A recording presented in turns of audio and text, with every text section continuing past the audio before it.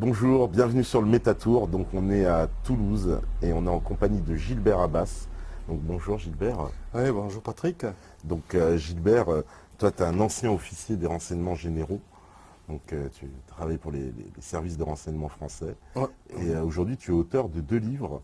Donc l'un qui s'appelle Qui veut encore tuer le Christ, qui dénonce les réseaux, on va dire, pédophiles et satanistes, qui sont d'ailleurs souvent liés. Et un autre livre qui s'appelle Les coups tordus des services français, où tu reviens sur les affaires les plus emblématiques, on va dire, de ces 30-40 dernières années, et sur lesquelles tu expliques clairement qu'il y a des implications des services de renseignement dans ces affaires, quoi. Ouais, tout à fait. Bon, comme tu viens de dire, je suis un ancien officier des renseignements généraux. C'était juste avant que la DCRI soit formée sous le règne de Sarkozy. Et j'ai commencé d'abord à travailler sur le phénomène sataniste. Pourquoi? Parce que quand j'étais au RG, j'avais dans mon secteur d'investigation ce fléau déjà à surveiller. Et quand j'ai eu l'opportunité d'avoir la retraite, j'ai continué à m'investir parce que c'était quand même quelque chose de très grave. J'avais vu des choses affreuses. Et j'ai voulu donc essayer d'aider les familles dont les enfants disparaissaient ou les personnes qui avaient aussi fait l'objet d'ouverture de leur caveau et qui avaient eu leurs proches sortis de la tombe et on leur avait arraché le crâne, etc., pour avoir des totems dans les rituels sataniques, etc. Donc j'ai aidé ces gens. Mais en les aidant, je me rendais compte que j'égratignais. Je m'occupais que de 2 ou 3 personnes et c'était pas efficace. Et c'est au bout d'un certain temps que je me suis dit que si j'écrivais un livre, ça serait davantage porteur. Et c'est pour ça que j'écris d'abord Qui veut encore tuer le Christ, qui est un livre sous forme de roman pour pouvoir passer assez bien parce que je ne voulais pas faire peur aussi à la population. Et j'ai écrit ce livre dont le fil rouge est le satanisme. Le satanisme et la pédophilie, bien sûr. Tout est lié. Oui, ça c'est un lien. Alors, toi tu fais ce lien justement entre les réseaux satanistes et la pédophilie. C'est vraiment lié selon toi. Oui, pour moi, pédophilie et satanisme, c'est accroché. D'accord. On dit souvent que les sectes satanistes sont le maquis de la pédophilie. Les pédophiles ont l'opportunité de se cacher quand il le faut parmi les sectes sataniques. Et puis aussi, ils vont travailler, entre guillemets, avec les sectes sataniques. Pourquoi? Parce que le satanisme, c'est très orgiaque et c'est criminel. Et donc, il est bon pour eux, pendant ces rituels, de faire souffrir les enfants et les femmes en les violant, en les torturant, ou quelquefois simplement en les scarifiant, etc. Ça dépend du degré de la soirée qui est organisée. Donc, moi je répète et je le dis régulièrement, le satanisme et la pédophilie, ce sont 2 phénomènes, mais en fait ils sont reliés, donc ce n'est D'accord. plus C'est qu'un. 2 faces d'une même médaille en Ouais. fait. On s'en rend compte aussi avec les grandes affaires, comme l'affaire Allègre par exemple, et d'autres qui sont des pédophiles ou qui sont des assassins, ils ont utilisé des rituels sataniques comme motif.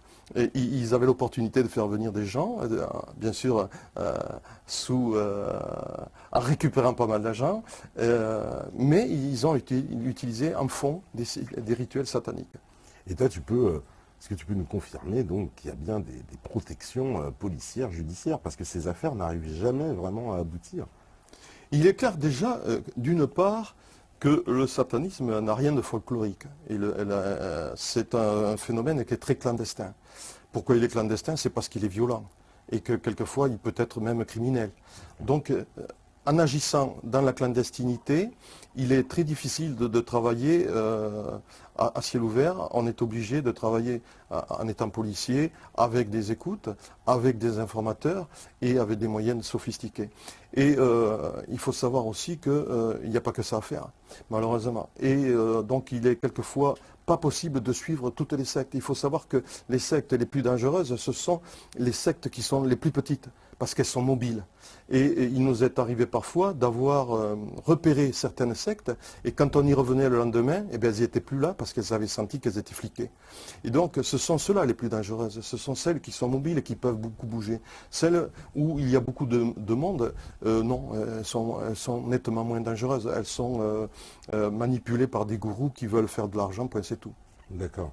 Parce que quand on tombe dans cette notion, on a tous, voilà, je veux dire, eu le vent de ces affaires comme l'affaire Chorale, par exemple, Oui. donc, où on a parlé de personnalités impliquées, c'est-à-dire Mm.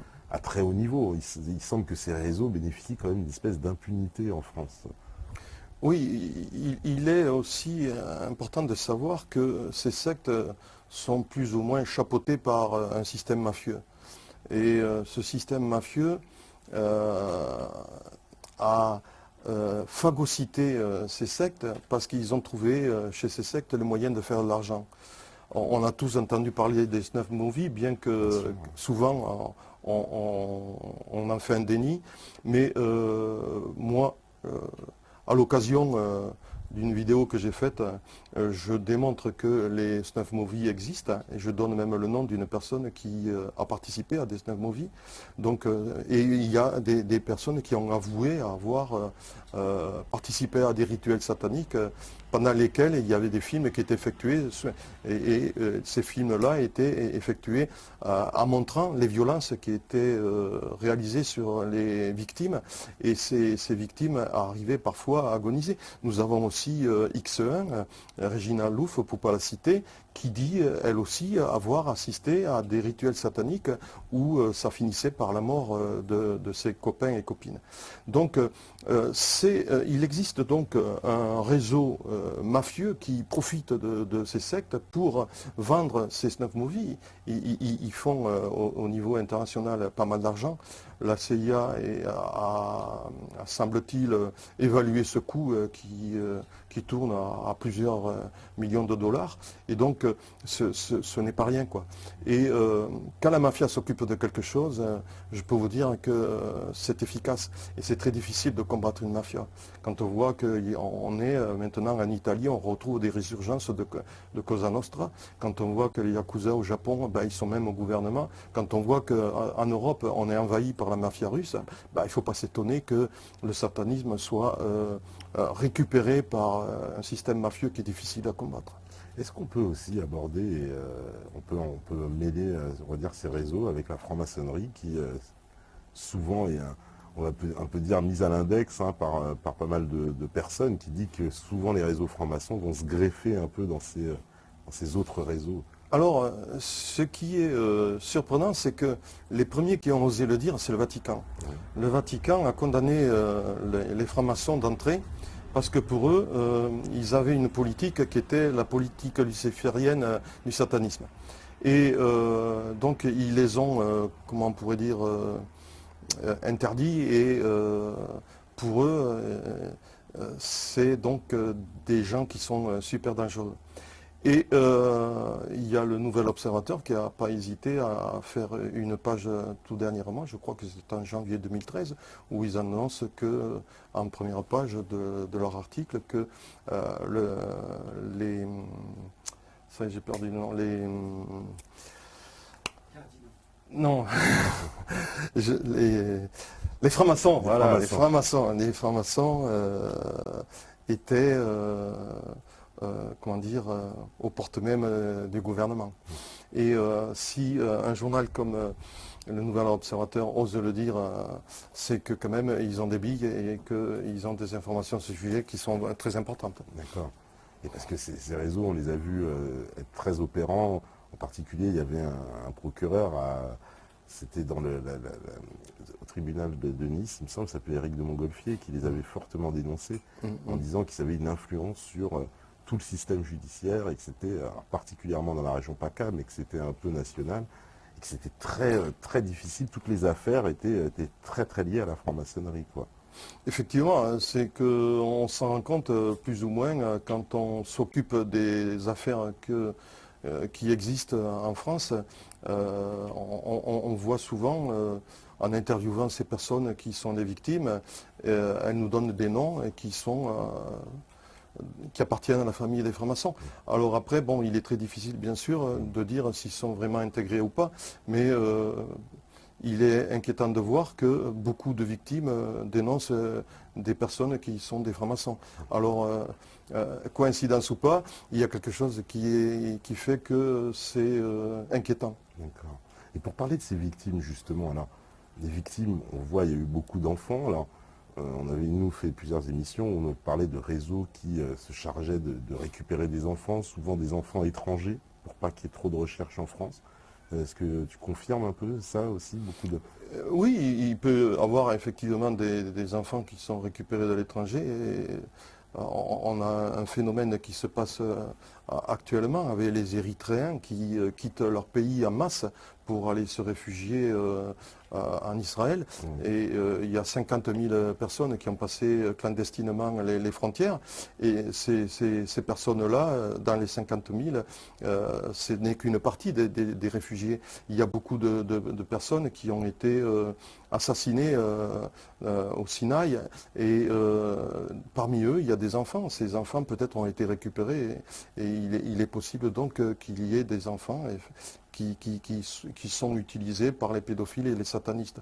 Il faut savoir aussi que, puisque les sectes sataniques sont orgiaques, toutes les femmes qui sont au sein de ces sectes, elles sont violées constamment et donc elles sont enceintes. Et nous savons très bien que les gourous interdisent aux femmes qui sont enceintes d'avorter. Et donc ces enfants naissent au sein de ces sectes et ils naissent sur X et ils sont connus de personne. Et donc après ils peuvent être utilisés. Donc il y a une puissance d'utilisation de ces pédophiles pendant les rituels sataniques réalisables et graves et que nous ne connaissons pas parce que tout est très bien cloisonné et clandestin. Ouais, il y a eu alors en France, moi j'ai envie de parler aussi de la Belgique, il y a eu l'affaire Dutroux qui a médiatisé, on va dire, ce grand problème de la pédophilie. Mais on a l'impression que la conclusion de cette affaire, c'est de nous dire, bon, il y a un homme, un prédateur isolé finalement, et les réseaux n'existent pas. C'était la conclusion du tribunal. Moi, j'ai envie de rire quand j'entends ça, parce que dans ma vidéo, j'encourage ceux qui ne l'ont pas vue d'aller la voir, j'apporte la démonstration qu'en partant de Dutroux, on arrive jusqu'en France et même plus loin, et qu'il y a un réseau. Toutes les affaires ont un petit crochet qui permet d'accrocher l'autre affaire. Et donc, quand toutes les affaires sont liées, moi j'appelle ça un réseau.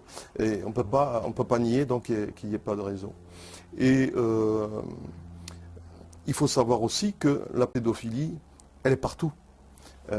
Quand on voit, j'ai des chiffres que je viens de récupérer tout récemment, il y a 120 000 filles, 22 000 garçons en France qui ont été un jour, qui ont fait l'objet un jour d'une tentative de viol ou qui ont été violés par des pédophiles. Donc 120 000 ou 22 000 garçons et 120 000 filles, ça fait un enfant toutes les 3 minutes, c'est quelque chose d'énorme. Donc on ne peut pas dire que dans tout cet ensemble de violeurs, de pédophiles, il n'y ait pas des gens qui ne se connaissent pas, c'est pas possible. Puisque nous avons autant de victimes, on a quand même des pédophiles qui se connaissent et qui sont obligatoirement, qui appartiennent obligatoirement à un réseau. Oui, parce qu'il y a aussi l'aspect économique de cette affaire, parce qu'on a vu avec l'histoire, par exemple, de l'affaire des CD de Zandvoort, donc c'était des photos qui étaient revendues comme ça sur Internet, donc ça fait l'objet apparemment d'un business, quoi, de cette affaire. Tout à fait. Donc c'est ce que je parlais, c'était le système mafieux qui chapeaute tout ça et qui récupère et qui fait de l'argent sur le dos des enfants qui sont martyrisés par ces pédophiles et ces satanistes. Donc c'est vrai, moi je suis persuadé que ça existe. Et alors, au niveau des affaires en France, parce que il y a quand même on a parlé de l'affaire évidemment du Dutroux, il y a une autre affaire qui est aussi assez choquante, c'est l'affaire Outreau, dans laquelle il y a eu vraiment des actes de pédophilie, il y a eu 13 victimes, et pourtant la majorité des gens pensent que, évidemment par rapport au battage médiatique, qu'il n'y a pas eu de victimes dans cette affaire, que finalement c'était un mensonge de Myriam Badawi, mais nous on a reçu son fils, Chérif Delay, qui est venu à l'émission et qui nous a plus qu'apporter la preuve, mais il y a aussi d'autres journalistes comme Serge Gade, comme Jacques Thomé qui en parlent et qui ont écrit des bouquins là-dessus. Donc cette affaire, on nous a menti sur l'affaire Dutroux aussi. Mais l'affaire va rebondir. L'affaire, pardon, Outreau. Ouais. Ouais, elle va rebondir parce qu'elle va repasser au tribunal. Ouais. Donc on va peut-être se régaler, on va peut-être apprendre des choses, on va peut-être crever l'abcès. Et moi c'est ce que j'attends. Parce que effectivement, ça a été le plus grand scandale qu'il y a eu en France, cette affaire-là.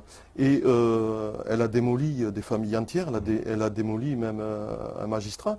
Et puis il faut savoir aussi que si elle rebondit pas pour rien, c'est qu'il y a quelque chose derrière. Et moi je suis content qu'elle reparte à zéro et qu'on puisse savoir enfin la vérité sur ce scandale et sur cette affaire déplorable.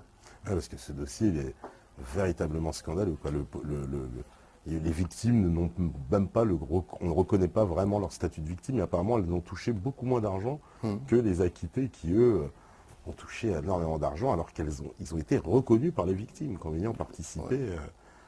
Malheureusement, c'est toujours le cas. Les victimes sont toujours oubliées, on fait de l'argent et puis ce sont les autres qui récupèrent l'argent. Ce sont toujours les mêmes qui souffrent et ce sont toujours les autres qui récupèrent le fric. Donc espérons que cette affaire qui va rebondir nous permettra de savoir pas mal de choses et qu'on pourra connaître des vérités qu'on soupçonne mais qu'on ne peut pas trop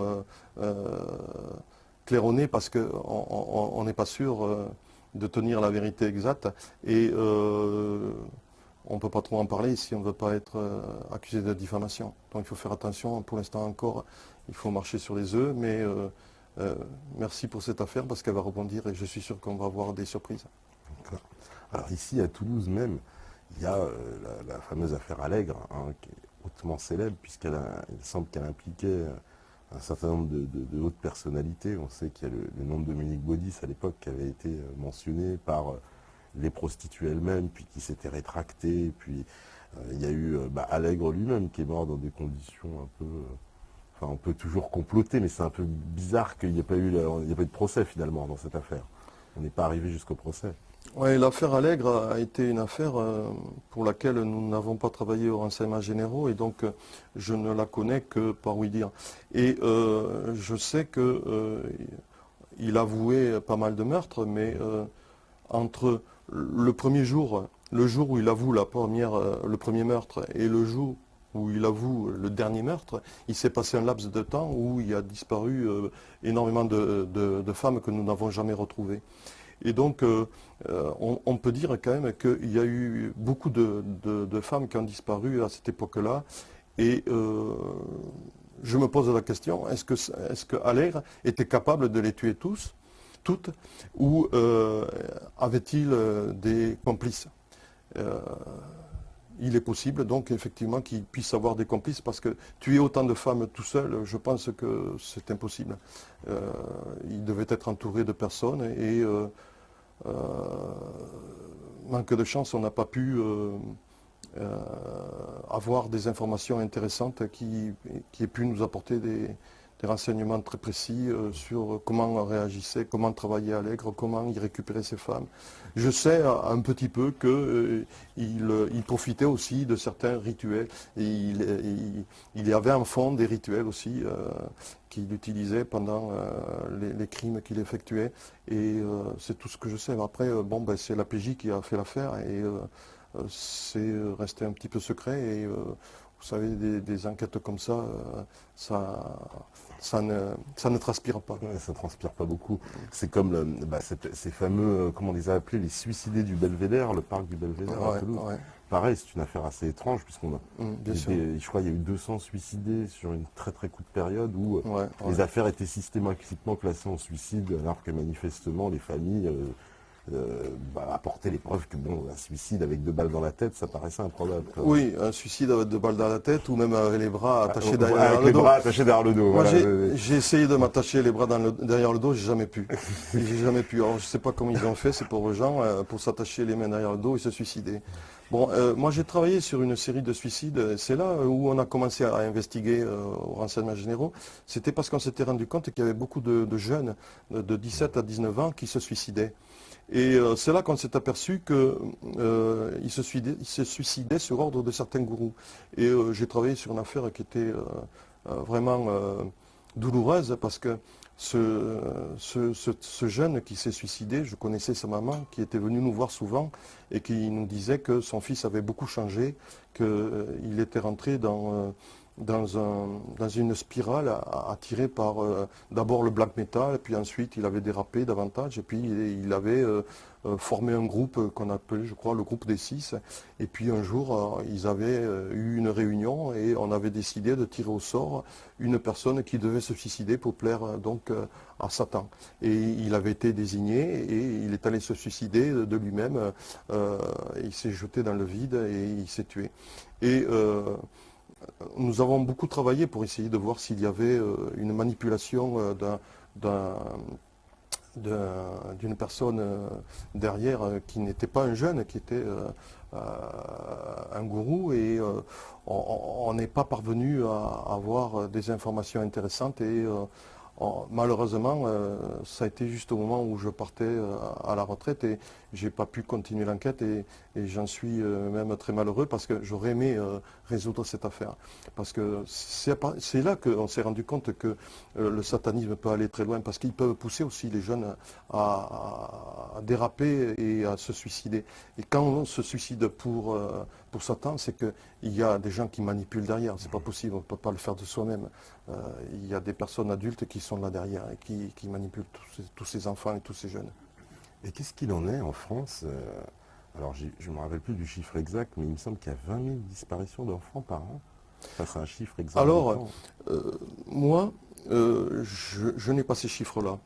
Et je n'ai pas aussi les chiffres réels, parce qu'on n'en dispose pas malheureusement pour l'instant. Il n'existe pas de fichier, hein. Tu peux confirmer ça? Il paraît qu'il n'y a pas de fichier des enfants disparus. Il y a un suivi des disparitions. Mais après, il faut voir que dans les disparitions, il y en a beaucoup qui sont retrouvés. Puis il y a les disparitions qui sont inquiétantes.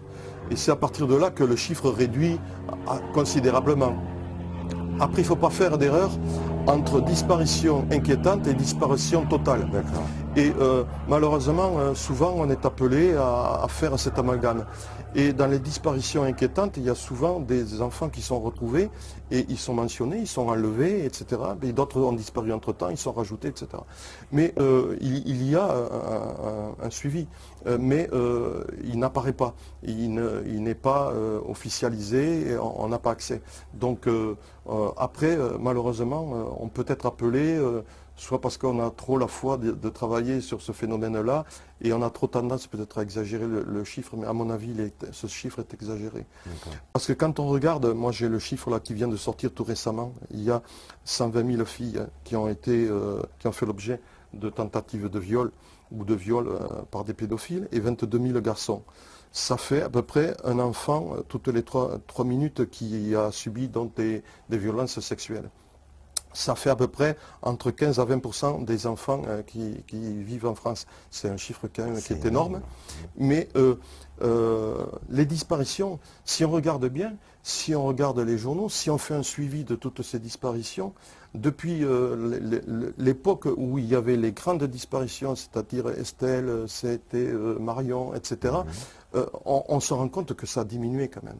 Ça a diminué même considérablement. Ce n'est pas parce qu'on a travaillé dessus, je pense que c'est parce qu'ils ont trouvé, les pédophiles, un autre moyen de s'adonner à leur violence, à leur fantasme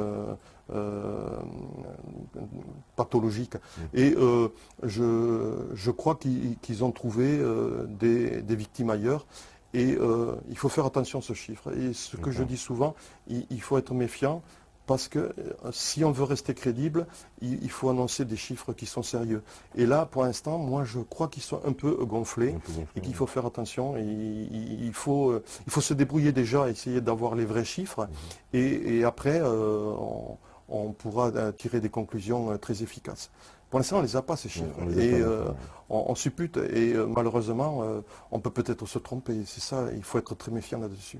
Est-ce qu'on a déjà retrouvé justement des enfants disparus et qui, justement, une fois qu'on les a retrouvés, ont témoigné, ont pu apporter un témoignage sur ce qui leur était arrivé? Moi, à ma connaissance, On n'a jamais retrouvé d'enfants disparus, D'accord. à ma connaissance.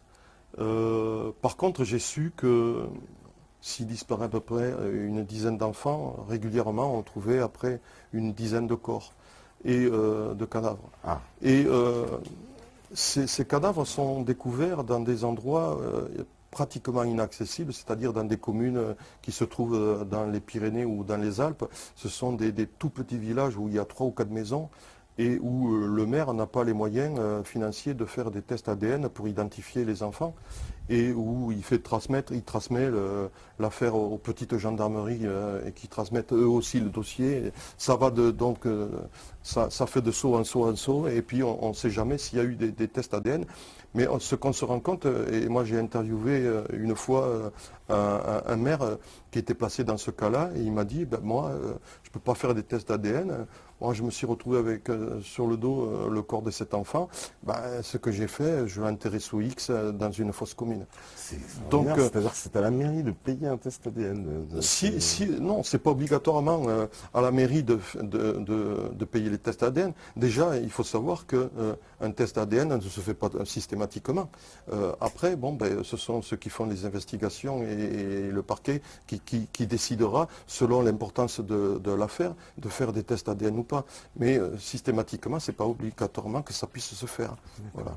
Donc, si ça se fait pas, ben, le cadavre sera enterré sous X dans une Donc en fosse commune. France, en gros, on peut retrouver un enfant dans une commune et puis il finit à la fosse commune sans qu'il y ait d'enquête, sans qu'il y ait rien. Ça peut se produire. Ça paraît complètement surréaliste. Personne ne veut Ça peut se produire. Maintenant, je ne dis pas que c'est systématique. Oui, loin c'est de pas là. systématique. Le Non, mais travail- rien que penser le que ça tra- puisse se produire, Mais ça reste quand même très étonnant. Ça peut se produire. Ouais, ouais.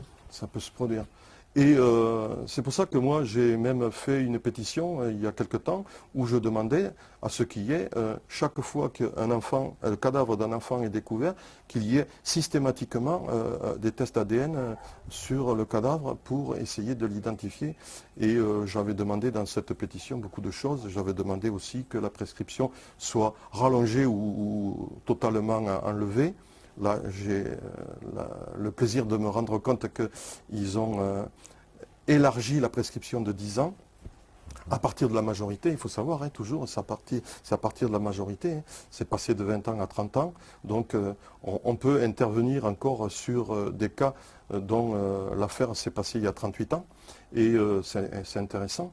Et mais il faut savoir aussi que celui qui a été violé par des pédophiles se rend compte qu'il a été violé que bien au-delà de la date où les méfaits se sont produits. Pourquoi? Parce qu'il y a une certaine amnésie qui se produit. Il a été fait un sondage sur ces victimes et on s'est rendu compte qu'il y avait 60% des victimes qui subissaient une amnésie pas totale, mais assez importante, et 40% par contre qui faisaient une amnésie totale. Et quelquefois, ils vivent des flashs, et puis ces flashs s'agrandissent, mais ils n'arrivent à retrouver la mémoire qu'au bout de 10, 12, 13 ou 14 ou 15 ou 16 ans. Donc la prescription, après, puisqu'elle est de 20 ans, on n'avait plus que 4 ans pour jouer. Donc c'était et puis après, comment réussir à prouver au bout de tant de temps de passé un acte pédophile quand il n'y a plus aucune trace sur la personne puisqu'il est passé autant de temps, il est passé des années et des années. C'est la parole de la victime contre la parole du bourreau. Et donc après, c'est une bagarre d'avocats et c'est aussi un travail très long des policiers et des gendarmes qui font les investigations. Et là, je me suis rendu compte dans les chiffres que j'ai, et bien sûr toutes ces personnes qui ont été touchées par des actes pédophiles, il n'y a que 1,5% de personnes qui ont été condamnées. 1,5% de personnes qui ont été condamnées. C'est très petit. Et c'est dû donc à ce phénomène qui est difficile à prouver. il est très difficile à prouver. Et finalement, il y a très peu de condamnations dans ces affaires. 1,5% des viols. C'est extrêmement peu. Les autres sont classés, les plaintes sont sans suite, ce sont des non-lieux, ou alors ils sont déqualifiés en agression ou en atteinte sexuelle et sont correctionnalisés. Elles ne vont pas aux assises. Et si un pédophile on n'arrive pas à prouver que ce pédophile, si on n'a pas toutes les preuves, il n'aura pas le viol, il y aura simplement un attouchement, ou ça sera donc correctionnalisé, il va faire quelques mois ou 1 an ou 2 ans de prison au lieu d'en prendre une dizaine, quoi, ce qui prendrait aux assises. C'est pour ça que nous avons un petit chiffre de résultats, de condamnation de tous ces enfants qui malheureusement subissent toutes ces violences sexuelles. Cette violence. Alors, les enfants, souvent, alors on a parlé des enfants étrangers qui sont amenés dans les réseaux, et qu'en est-il des Français? C'est quoi? C'est leurs parents qui sont complices? Comment ça se passe pour que les enfants puissent... Alors on a parlé, oui, des enfants nés sous X dont on n'a pas connaissance, donc d'accord, ceux-là, effectivement, on ne sait même pas qu'ils existent, mais il y en a d'autres, on sait, et comment ils arrivent jusqu'à là? C'est les parents, souvent, qui sont complices?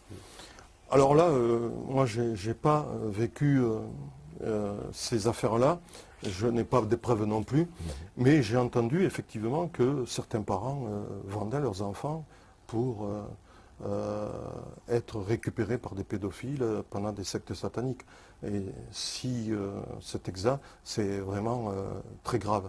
Et j'espère qu'il n'y en a pas beaucoup et que c'est très minime. Mais j'ai entendu parler effectivement et je ne peux pas trop moi en parler parce que là je n'ai pas d'épreuves à apporter et je veux pas. Moi je suis toujours habitué en étant ancien flic de ne parler de choses que j'ai vécues vraiment et qui sont certaines à 100%. D'accord. Et alors parce que ça c'est très très inquiétant. On a vu aussi qu'il y avait donc des affaires par rapport aux foyers d'enfants, que c'était souvent des lieux en fait qui permettaient, on va dire, ce sont des nids d'enfants si j'ose dire, et très facilement on vient puiser dans les profils. Alors ce qu'on m'expliquait, qu'on ciblait les enfants dont les parents étaient les plus fragiles socialement ou psychologiquement, puisque justement ces enfants souvent se retrouvaient dans des foyers, donc eux-mêmes dans des situations sociales compliquées. Et les enfants dont les parents sont plus faibles étaient les victimes de choix pour ces prédateurs qui vont dans les foyers apparemment, qui sont devenus des espèces de supermarchés d'enfants, quoi. C'est un peu comme ça qu'on me les a présentés, quoi. Il y a l'affaire Coral. L'affaire Coral, voilà. Tout le monde la connaît. Ouais, évidemment. Bon, c'est la preuve que des enfants ont été martyrisés dans ces foyers. Après, bon... Je rappelle Roger Hollande qui avait dénoncé violemment, justement... Oui.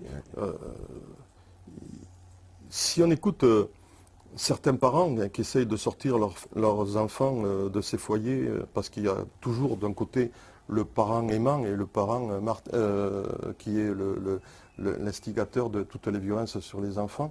C'est le cas des divorces aussi souvent, parce que la maman essaye d'arracher l'enfant des griffes de ce pédophile. Et on se rend compte souvent que ces enfants sont placés à l'ASE pendant le temps où l'affaire va passer au tribunal, qui dure, qui n'en finit pas. Ces enfants sont détruits et quelquefois peuvent subir, comme il s'est passé au Coral, quelques violences. Il suffit de regarder les journaux parfois et moi j'ai vu encore, je ne me souviens pas, j'ai pas de mémoire, mais j'ai su lire une fois sur les journaux qu'il y avait eu des violences effectuées dans ces foyers. Voilà. On a l'exemple du foyer de Sucy-en-Brie, où on nous a parlé. Oui, je l'ai lu, celui-là aussi. Donc, si nous avons des exemples dans certains foyers, je me pose la question, est-ce que ça peut se passer aussi dans d'autres? Et que ça se sait ou ça ne se sait pas? Voilà. Donc, la question, c'est celle que nous pouvons nous poser. Et bon, j'espère que ce n'est pas le cas, mais malheureusement, si on écoute des parents, il y a quelquefois des parents qui nous disent qu'ils ont beaucoup de soupçons. Et aussi, alors on nous a parlé beaucoup aussi de certaines associations. Alors en particulier, ça c'est notre ami Max de Wanted Pédo qui nous en a beaucoup parlé, des associations qui portent des noms de couleurs, genre hein, l'océan bleu, etc. Et que c'était un signe d'identification pour justement des associations qui cachaient en fait des réseaux pédophiles par derrière. Je ne sais pas si tu as entendu parler de ça aussi. J'en ai entendu parler sur le net, Ouais. où il y a un certain logo bleu ou Voilà. logo rose qui donne des informations ou des pistes pour ces prédateurs. Et là, j'ai pas plus, Ça va plus d'infos j'ai pas plus là-dessus. d'informations. D'accord. Mais effectivement, ces logos ont apparemment existé, existent toujours, et puisqu'on les voit circuler sur le net, quand on est à l'affût, quand on cherche, comme je le fais moi, euh, j'ai Oui, vu ça sur le net. Bien sûr, après, toute la population n'est pas au courant et donc ne sait pas. Il faut savoir que moi, je m'en rends compte dans les week-ends où je me déplace pour proposer mes livres et discuter avec la population, c'est que malheureusement, la population, quand elle n'est pas concernée, elle n'est pas intéressée. Et c'est là où le bas blesse, parce que on a l'impression quelquefois de se battre contre des moulins à vent et de ne pas être assez efficace. Et moi, ce que je dis à tout le monde, chaque fois que j'ai la possibilité de le dire, on a tous des enfants, on a tous des petits-enfants. Et des prédateurs, il y en a partout. Donc il faut faire super attention. C'est comme le cancer, ça peut nous tomber sur le dos d'une famille sans qu'on s'y attende. Et c'est pas une fois que le mal est commis qu'il faut s'y intéresser. C'est maintenant, c'est avant qu'il faut faire du préventif, beaucoup de préventif. Et c'est ce que je répète constamment. Alors, aujourd'hui, on en est à l'heure où le gouvernement essaie d'imposer ce qu'on appelle la théorie du genre. Et beaucoup de gens, on va dire, tirent un peu un signal d'alarme en parlant d'une marche vers la légalisation de la pédophilie. On a vu d'ailleurs même un tribunal en Italie qui a validé une relation entre une fillette, je crois, de 9 ans ou 10 ans et un monsieur de 70 ans, quelque chose comme ça, en nous expliquant que c'était de l'amour. Est-ce qu'il n'y a pas une volonté là maintenant carrément des autorités ou on va dire d'une certaine élite de faire accepter l'idée même de cette sexualité comme une autre forme de sexualité? C'est un peu d'ailleurs l'idée qu'avait défendue Maître Lévy dans une émission sur France 2 en nous expliquant que finalement la pédophilie était une sexualité comme une autre. Il y a moins de... Moi, je trouve que il y a moins de prosélytisme qu'il y a quelques années. C'est pas possible qu'on puisse en arriver là. Parce qu'il y a quand même derrière des gens comme vous, comme moi et comme bien de nombreux militants nous sommes à l'affût de tout ça et nous allons le dénoncer violemment. On ne peut pas admettre que de légaliser la pédophilie. C'est un acte contre nature. On ne peut pas. L'enfant qui a 7, 8 ou 9 ans ne participe pas volontairement à cet acte pédophile. Et il ne sait même pas que ça peut être un début d'acte d'amour, c'est pas possible. Il y a une violence qui est exercée. C'est pas un acte d'amour, c'est une violence, c'est une agression. Et je pense qu'on ne peut pas légaliser la pédophilie parce que là, j'espère que toute la France va aller dans la rue. On ne peut pas accepter ça, c'est contre nature, c'est impossible. Et je me battrai pour que ça ne se fasse pas. Et je pense qu'on sera très très nombreux à se battre pour que ça ne se fasse pas. On avait dit aussi qu'on devait baisser la majorité. Oui, mais, ça faisait partie de ce genre de mesures. Bien sûr, il n'y a pas de fumée sans feu, mais j'espère que ça aussi, ça ne se fera pas. Déjà 15 ans, moi je trouve que c'est déjà assez bas. Oui, c'est 15 ans la majorité sexuelle c'est en 15 France. ans. Faut le Moi je savoir. trouve que c'est assez bas, parce que maintenant les enfants sont plus assistés qu'avant, et les jeunes sont donc plus vulnérables qu'avant. Moi, de mon âge, on était élevé à la dure hein, et on savait se défendre. Maintenant, les jeunes, ils sont plus vulnérables. Et c'est pour ça que c'est pas possible qu'on arrive à ça. Ça serait une révolution. Parce que souvent dans ces affaires, justement, on observe que voilà, il y a aussi les services sociaux qui sont souvent impliqués. On nous parle enfin, on a de nombreux témoignages de gens qui mettent en cause les services sociaux, qui agiraient un petit peu comme des rabatteurs, comme pour le compte de réseaux plus importants derrière, mais qui sont les premiers à être en contact avec les enfants directement, quoi. Bah, on se bat justement pour essayer de récupérer toutes ces informations, tous ces témoignages, parce que on ne peut pas accepter ça. Et donc notre travail à nous, militants, c'est de faire en sorte de trouver des cas qui, comme vous dites, sont impensables. On ne peut pas profiter des foyers pour violenter ses enfants. Donc si en plus les responsables des foyers sociaux réagissent comme on le dit, c'est inadmissible. Ils doivent être jugés, ils commettent des actes graves et ils doivent être jugés.